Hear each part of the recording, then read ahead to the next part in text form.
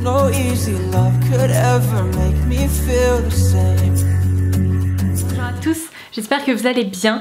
Alors aujourd'hui je suis hyper contente de pouvoir vous retrouver pour vous présenter mes favoris du mois de juin parce que ça veut dire plusieurs choses. Déjà que j'ai presque terminé tous mes examens. Donc d'ici quelques jours je pourrais dire que je serai enfin libérée des cours pour toujours. Et alors ça c'est vraiment la nouvelle de l'année, moi je vous le dis. Et ensuite parce que j'ai fait de jolies découvertes, même si techniquement j'en ai fait moins que d'habitude, parce que ça a été un mois très chargé. Et en plus j'ai gardé pas mal de produits que je vous ai présentés le mois dernier. J'ai continué à m'en servir, donc par exemple le parfum Narciso eau poudrée, j'ai continué à le porter. Quoi d'autre, par exemple la collection Vibe Tribe de MAC avec le bronzer, le blush et tout, j'ai continué à m'en servir aussi. Bref, il y a pas mal de produits comme ça que j'ai pas vraiment changé au quotidien. Bon, je vais quand même passer à mes favoris puisque je suppose que vous avez tout de même envie de les voir. Donc c'est parti. Le mois dernier je vous présentais un livre dans la catégorie random et beaucoup d'entre vous m'ont dit j'ai craqué, je vais le lire. Donc et bah écoutez, si jamais vous l'avez commencé ou peut-être déjà terminé, j'espère qu'il vous a plu aussi.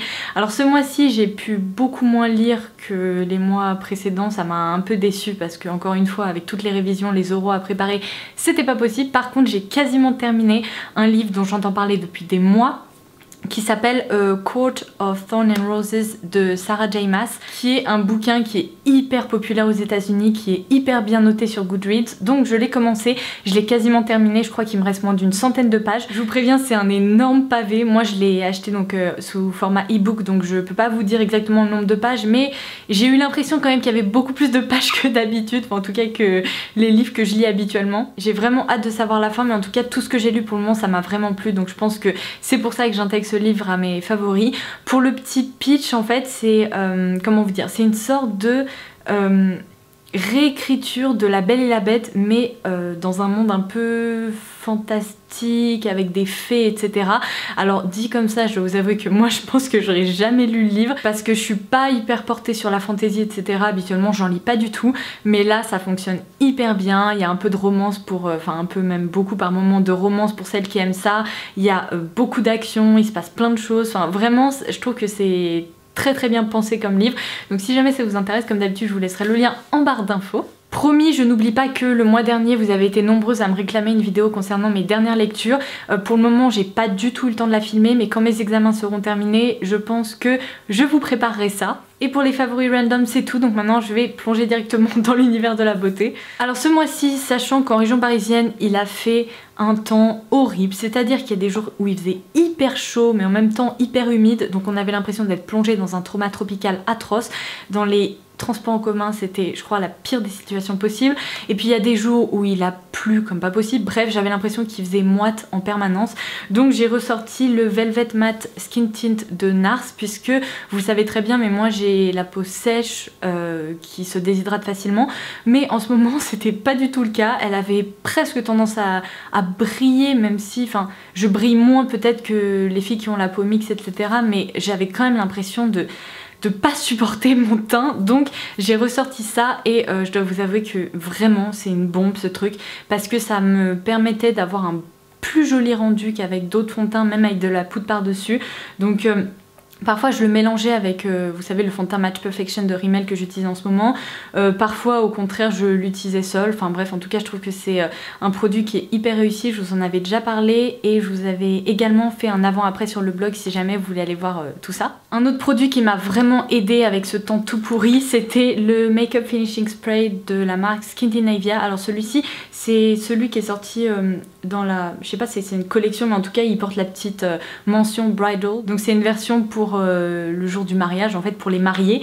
Moi je me suis dit clairement il n'y a pas que les mariés qui ont envie d'avoir un teint parfait, donc je l'avais acheté sur les shops de Birchbox, et comme je vous l'ai dit sur le blog ce mois-ci, j'adore ce produit. Déjà j'étais hyper fan du spray préparateur de maquillage, en fait le Makeup Primer Spray, mais celui-ci est vraiment excellent, et en fait les deux combinés ensemble, je trouve que ça prolonge vraiment la tenue du fond de teint, et au-delà de ça, ça permet vraiment d'avoir un plus joli rendu après plusieurs heures au niveau du teint.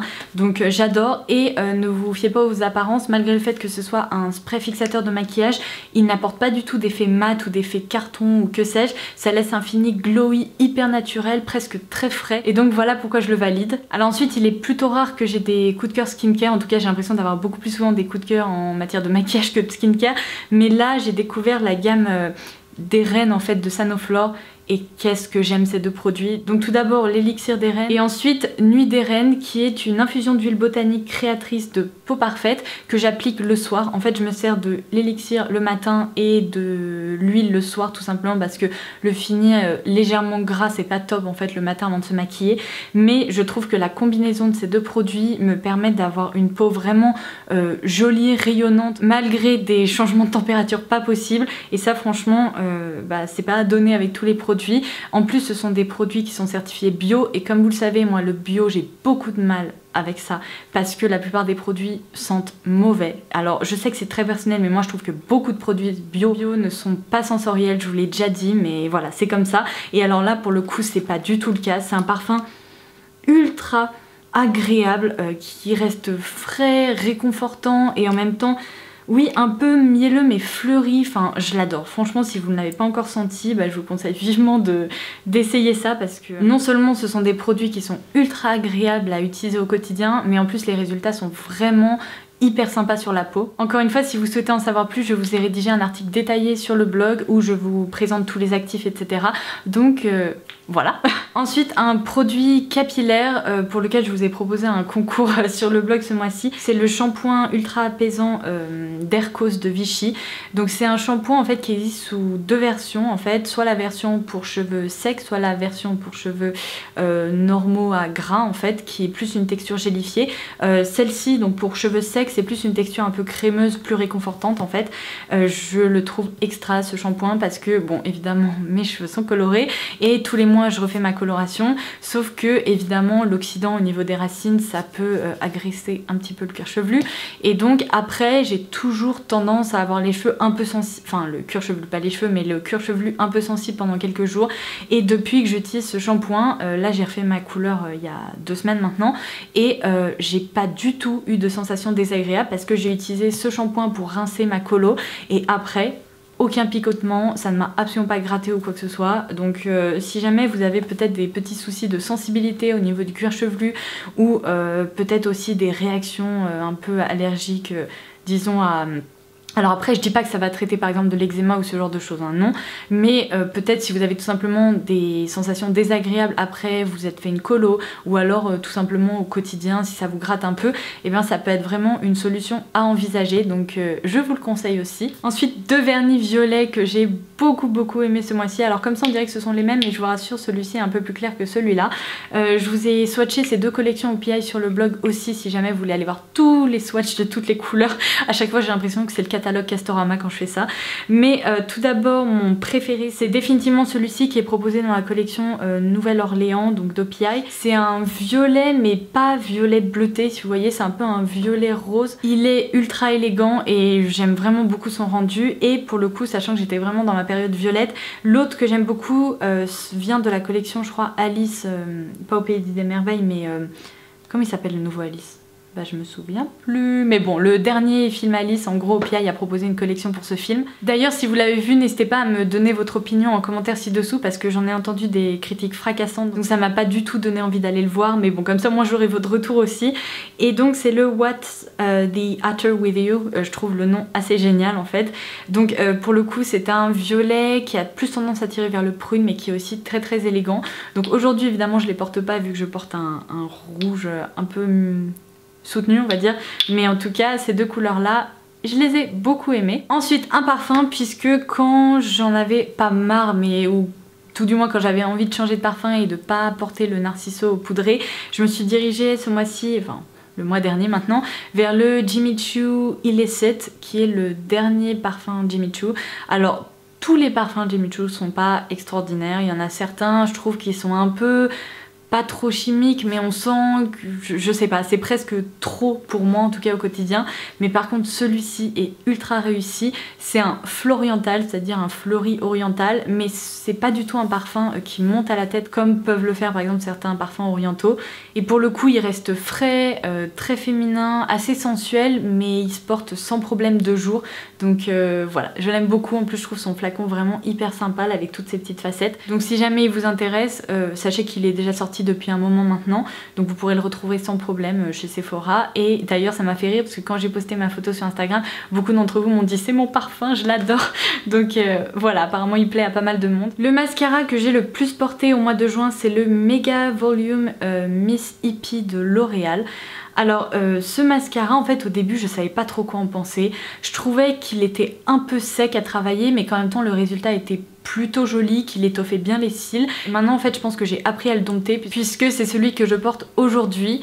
Et en gros je trouve qu'il est très bon pour apporter du volume et pour comment dire, donner un espèce de galbe aux cils, c'est-à-dire les étoffer, leur donner un effet plus cils fourni en fait. Par contre pour la longueur c'est pas tout à fait ça, je trouve qu'il a un peu de mal à étirer les cils, donc j'ai tendance à le combiner avec un mascara plus effet longueur, et comme ça fonctionne très très bien. Donc j'aime vraiment bien en fait son rendu. Pendant une petite semaine j'étais un petit peu dubitative et finalement après c'est allé mieux. Et là ensuite je tiens mes 3 rouges à lèvres préférés du mois de juin. Tout d'abord celui-ci qui est en fait un rouge à lèvres très particulier puisque je vous insérerai une petite photo, mais Paul & Joe a ressorti une collection avec un effet tête de chat trop mignon.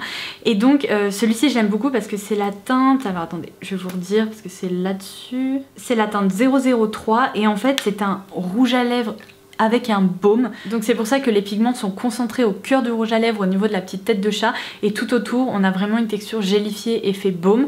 Donc pour le coup c'est beaucoup plus agréable en fait que beaucoup de rouge à lèvres classiques, parce que on a ce côté ça glisse sur les lèvres et en même temps après ça se fixe et vous en mettez pas partout, je vous rassure. Mais il est beaucoup plus pigmenté qu'il n'en a l'air, parce que je vais vous faire un swatch juste ici, regardez.